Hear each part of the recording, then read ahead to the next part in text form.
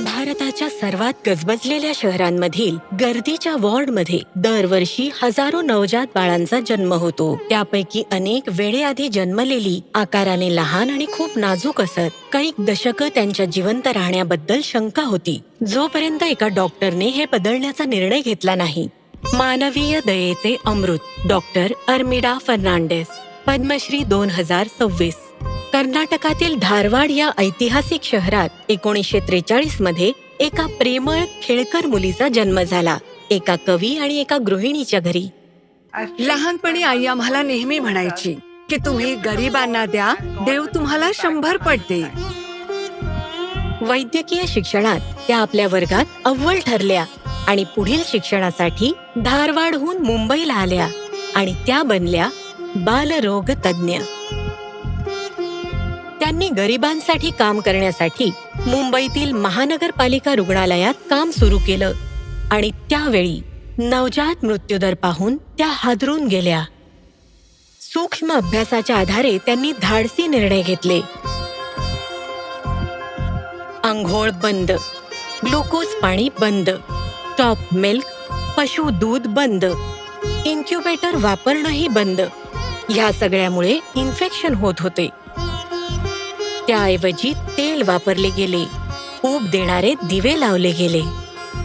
संसर्ग कमी झाला, जगण्याचं प्रमाण वाढलं आणि संशय घेणाऱ्यांनाही पटलं. आज हेच उपाय जगभर वापरले जातात. पण त्यांचं सर्वात मोठं काम होतं आशियातील पहिली मानवी दूध बँक सुरू करणं. त्याला विरोध झाला.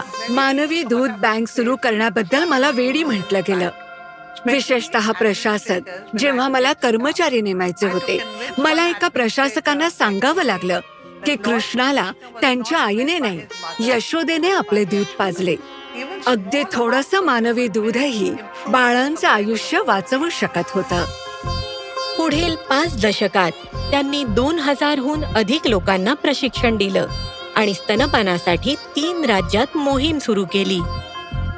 हॉस्पिटलमधील कामासोबतच अर्मिडा यांनी स्नेहा नावाची संस्था सुरू करून धारावीमध्ये वंचितांसाठी आरोग्य सेवा घरपोच पोहोचवली.